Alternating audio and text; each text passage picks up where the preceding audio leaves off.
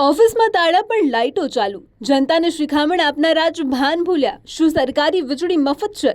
કેમ નિયમો ફક્ત સામાન્ય જનતા માટે જ? ધાનેરા વીજ બોર્ડના અધિકારીઓએ વીજળી બચાવો અભિયાનના ઉડાવ્યા ધજાગરા. કેમ કે એક બાજુ સરકાર વીજળી બચાવોના નારા લગાવી રહી છે, પરંતુ બનાસકાંઠાના ધાનેરામાં જે દ્રશ્યો સામે આવ્યા છે તે જોઈને તમે પણ ચોંકી જશો.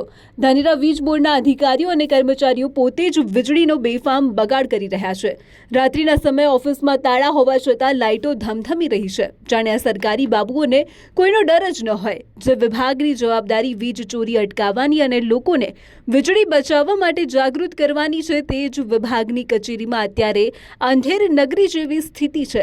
જુઓ, આ વિડીયોમાં રાતનો સમય છે. ઓફિસના મુખ્ય દરવાજે તાળા મારેલા છે. એક પણ કર્મચારી અંદર હાજર નથી, તેમ છતાં ઓફિસની તમામ લાઇટો ચાલુ હાલતમાં છે. શું આ વીજળીનું બિલ અધિકારીઓના પગારમાંથી કપાશે?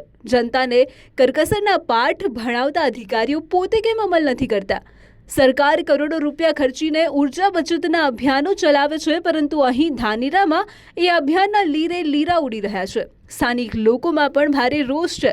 લોકોનું કહેવું છે કે જો અમે બિલ ભરવામાં મોડું કરીએ છીએ તો કનેક્શન કાપી નાખવામાં આવે છે, તો પછી આ બેજવાબદાર અધિકારીઓ સામે કાર્યવાહી ક્યારે થશે?